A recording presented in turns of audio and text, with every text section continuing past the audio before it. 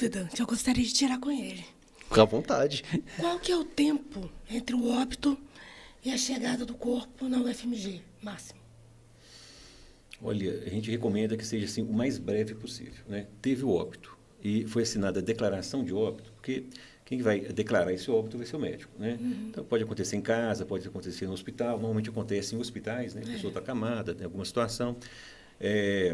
Numa casa de repouso, ou seja, num asilo, né? Nem sei se usa mais o termo asilo, mas numa casa de repouso. Então, alguém chegou lá, né? Um médico, um profissional, e atestou o óbito, né? A partir dali, a família entra em contato conosco, né? Isso vai, lógico que vai demorar aí meia hora, uma hora, né? As pessoas vão ficar inicialmente chocadas, né? Mas a gente recomenda que seja célere, né? Breve. Então, algo em torno de, no máximo, 2 horas e meia, né? O que garantiria ali, de repente, uma pequena cerimônia, né? As pessoas mais próximas. Pois é, eu estou pensando justamente no velório. Se o óbito ocorrer de madrugada, não tem velório. Fica difícil, fica difícil. Mas uma coisa que a gente está acertando com os nossos técnicos, né? Inclusive tem até um que deve estar nos ouvindo aqui, que é o professor Eustáquio. Professor Eustáquio, né? Sensacional. Que tá aí, né? Que a gente pode até conversar com a funerária, onde vai haver, por exemplo, pensando aí na questão do funeral, né? Que vai haver os procedimentos no cadáver de conservação, para que faça os procedimentos, mas não faça os procedimentos todos, né? Porque há alguns procedimentos que vão danificar muito o corpo para a anatomia, né? Fixando para fins do velório, por exemplo. A aspiração, né? Por exemplo.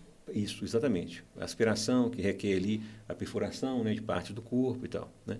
Então, a gente pode, em contato com, né, com o serviço, né, daquela funerária, conversar e falar assim, olha, faça o procedimento até esse ponto aqui, né?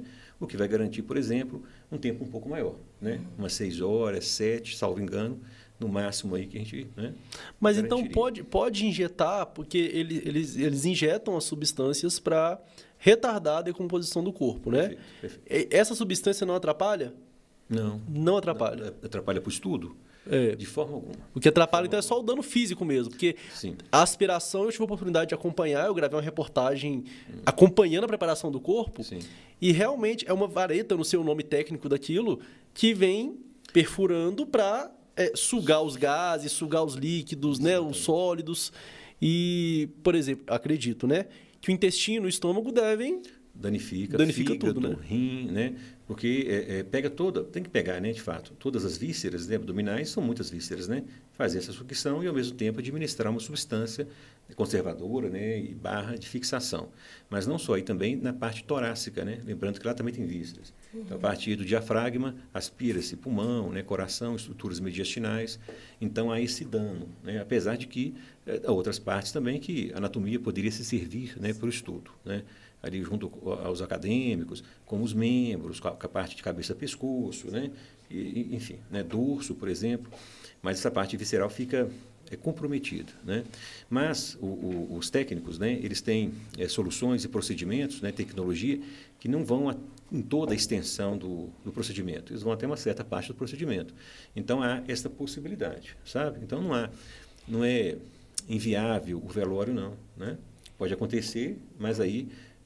A família entra em contato conosco, né, para a gente entrar em contato com a funerária para explicar a condição, né, e pedir para seguir, né, até um certo ponto. Lógico que a família tem que estar consciente também disso, né? A gente informa tudo direitinho. Eu fico pensando, por exemplo, quem mora no interior, nas localizações mais distantes, até o corpo ser transportado para a UFMG, tem que fazer alguma coisa para retardar, né? Porque vamos supor que seja...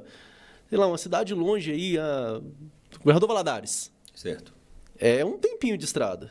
É um tempo, Mas, assim, por mais que tenha algumas horas envolvidas, né, e lógico que a estrada também tem as condições, né, que às vezes dificulta e tudo, mas chega ainda em condições, né, que a gente consiga fazer as preparações com pouco de risco, né? Então, não chega com muito risco, não. A questão toda é que, passado muito tempo, por que a gente, né, preconiza assim, um procedimento mais célere, né, no cadáver, né, uma distância assim da morte, né, até o procedimento mais encurtado, porque o cadáver começa os processos de degradação. Acho que eu tenho um episódio que você fala sobre isso, né, que a gente chama, está dentro de um conhecimento que a gente chama de cronotanatognosia, né? Conhecimento do tempo da morte. Então, tem lá, né? As estruturas começam a se macerar, né? Tem muito micro-organismo e tudo mais. Então, se chega num ponto, né? E já tem ali bastante degradação, então o risco de contaminação é muito grande. E prejudica também a fixação, né? A contaminação que eu digo, tanto o profissional envolvido diretamente naquele momento, quanto depois também, né? E aí fica difícil realmente, né, da gente fazer os estudos, né? Chega até o ponto, nunca aconteceu conosco não, mas se passar muito tempo, como são aqueles corpos, né, de pessoas desconhecidas, né, que são achadas às vezes no campo, né, em água, assim por diante, você não ter a possibilidade, infelizmente, né, de trabalhar para ensino, porque está numa situação que realmente está com muita contaminação, né, degradado, você não vai conseguir ali trabalhar estrutura alguma, né, a não ser os ossos, né, que conservam com bastante tempo, mas mesmo assim.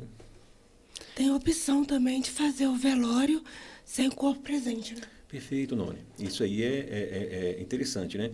É uma coisa que acontece muito nos Estados Unidos, né? Então, lá eles têm uma experiência maior que a nossa. Eles têm os programas de doação de corpos desde o final da década de 40.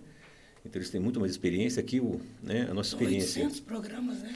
Exatamente. Se a gente contar 800 e tantos programas, né? Se a gente contar os ITCs deles, são centros, né, de treinamento de cadáveres frescos, as universidades envolvidas, né, institutos, e assim por diante, é muita gente, né? E eles já estão mais sensibilizados para isso, né? É outra cultura também, já tem mais tempo de estrada, né? Então, eles têm essa expertise, né? Então, eles conseguem ter esse traquejo mais fácil que o nosso mesmo, né? Mas você perguntou com relação a...